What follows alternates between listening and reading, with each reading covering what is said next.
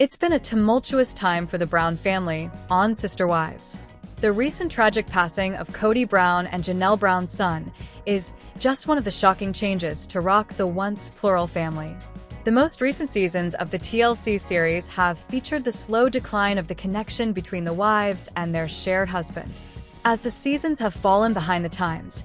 With the currently airing season 19 having been filmed in 2022, cancellation rumors have circled around the series for some time now that the series about a polygamous family features a monogamous couple. One wife after another has pulled up stakes in their polygamous union and headed towards greener pastures. Christen Brown was the first wife to leave the marriage, and she has since moved to Utah and moved on from the relationship, marrying her new beau in October 2024.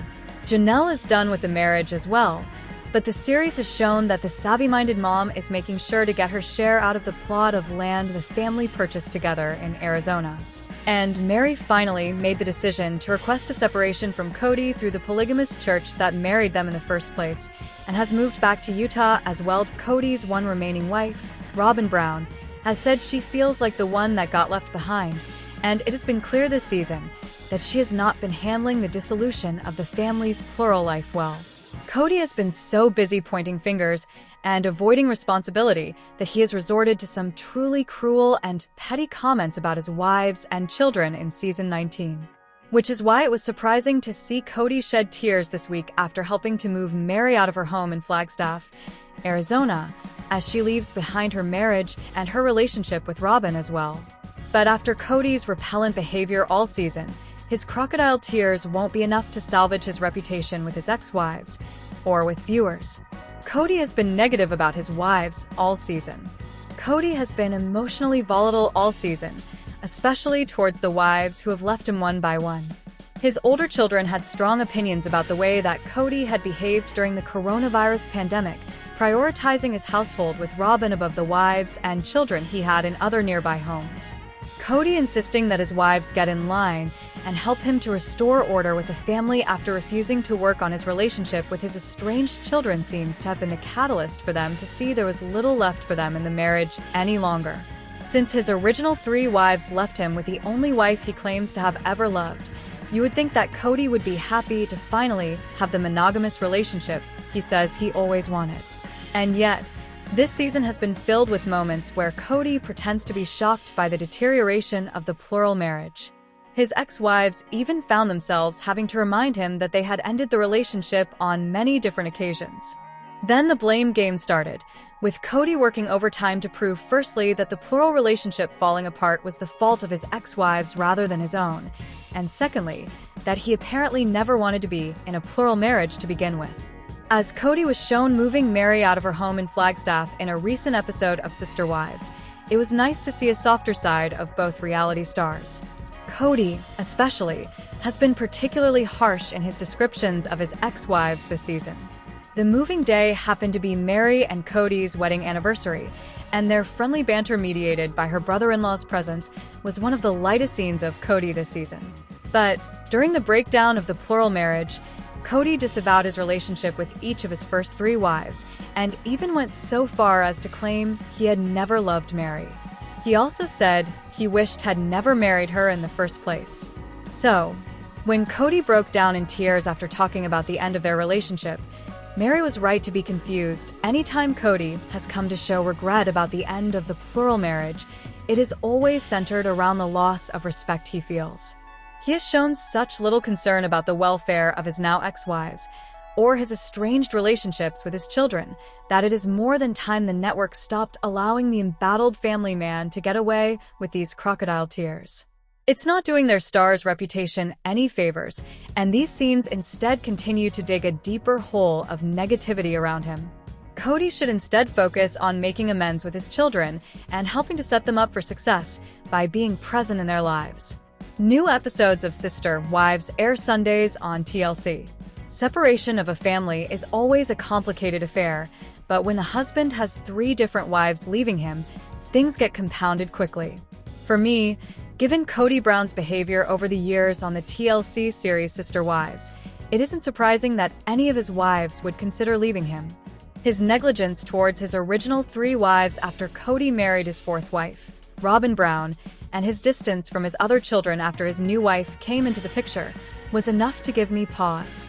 I believe if you want to know the truth about a man, watch how he treats his ex-wife. Or in this case, ex-wives Meri Brown, Janelle Brown, and Christen Brown have been subjected to a slew of misrepresentations, lies, and revisionist histories since ending their respective relationships with Cody. While all three of his ex-wives placed the blame on him for the family falling apart, Cody blamed his ex-wives for the breakup of the family because they suddenly would not submit to his authority once he used the COVID pandemic as an excuse to abandon his household duties owed to them and their children. Now, Cody has been working overtime in season 19 to try to save face and spin the narrative in his favor. It seems to me that Cody was treating his original three wives terribly as nothing more than an effort to force their hands so they would end the relationship first and leave him free to play the baffled victim among Cody's many wives. There is one left working hard to maintain the illusion that the Browns have a chance to become united family again. As the wife who joined the family most recently, Robin was completely sold on the idea of plural marriage after a previous relationship ended in divorce. Robin continues to idealize the pluralist lifestyle and has been frequently accused by other family members of playing victim on the series when it comes to them not meeting expectations in this area. Robin has become the villain in the series because she enables Cody to be the absolute worst. While centering her own desires and anxieties in the family drama, the couple need to double down on their claims that the family troubles are because of Cody's other wives' change of heart, because they refuse to admit their lifestyle is the problem.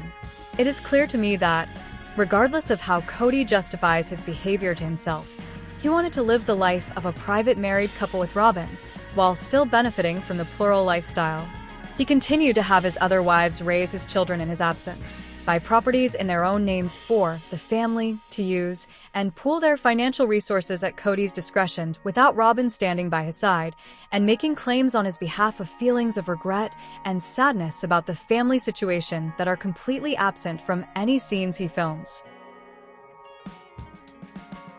Cody's claim to be the one being wronged would be drowned by everyone else in the family telling their side of the story. Women in patriarchal relationships have had to make excuses for the immaturity of their partners since forever, and so Robin is filling a traditional role here by allowing Cody to hide behind her and their young family as an example of him still being a good man. Cody's behavior towards his ex-wives speaks for itself, and despite whatever cognitive dissonance allows Robin to continue to make excuses for him, it seems she is even becoming aware that standing by Cody means she too will become a villain herself. As much as Cody claims in the most recent episode that he has never been a patriarch, his demand that his ex-wives and children from a plural marriage begin respecting him as the head of the household and never disagree with him openly is exactly that. It's clear to me that Cody is demanding that his family get in line, follow his rules, and respect his word as law, which are the benefits he feels entitled to because of the structures of patriarchy, whether he wants to acknowledge it or not, by echoing her husband's demand that the family return to their roles and adhere to Cody's leadership, while only gently reprimanding him along the way for his temper and tone. She continues a long history of playing the victim while also siding with the source of the problem. Even though in recent episodes Robin has started to stand up to Cody, she is the villain because she also plays the victim, despite knowing that doing so enables Cody to be even more villainous to his ex-wives than ever. He uses her as an excuse, and she excuses herself by stepping back and playing the submissive, supportive wife. If this keeps Robin in the right, then the other sister wives are right for being wrong. For those looking to catch up on all the drama happening in this show's latest season, how about you go screw yourself instead, Cody? On this week's episode of Sister Wives, viewers will watch as Cody Brown hits a new low while discussing the ongoing dispute over the Brown family's Coyote Pass property.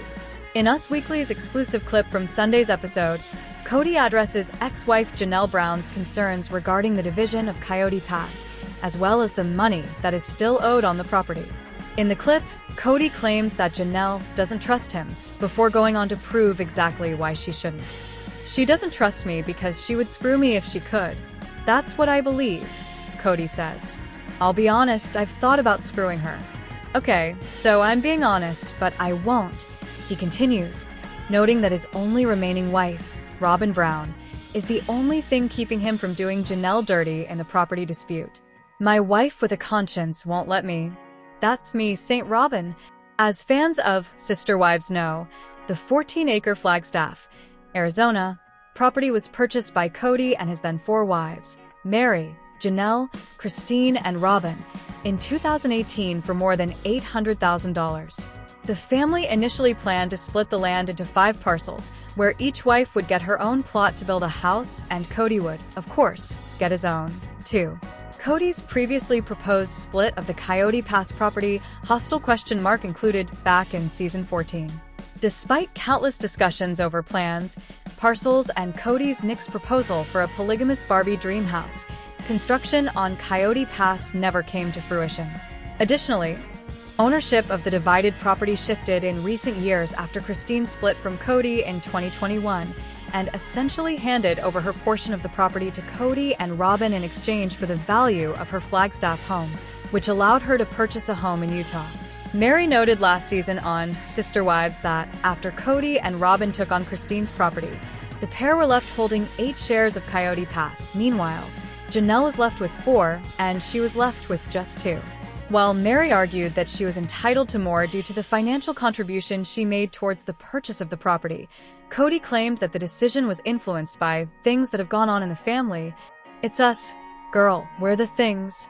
Janelle also questioned the division of Coyote Pass in season 18, and fans have seen her continue to broach the Coyote Pass dispute in the current season to both Cody and Meri, reminding both that if the family is unable to pay off what is still owed on the property, they may lose it.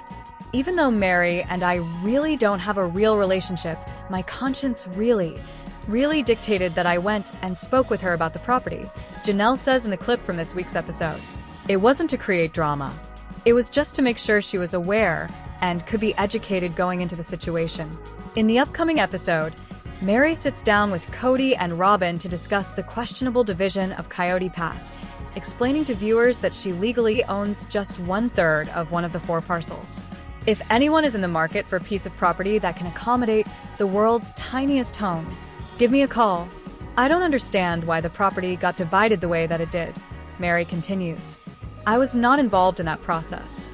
I was just told about it after the fact. When asked about the property division, Robin tells viewers the designation was just temporary until we paid it off, adding that Cody was the one who made the call. He was just like, I just had to make a decision really quickly, Robin claims.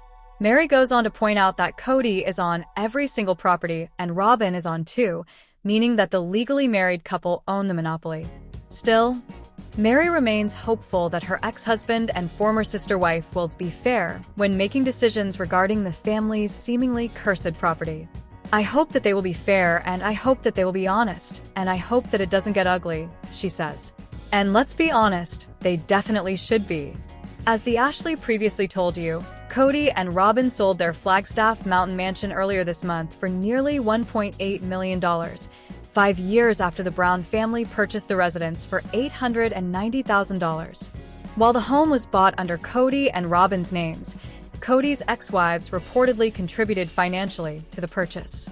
Shortly before unloading their home, Cody and Robin purchased a much larger residence in Flagstaff for $2.1 million.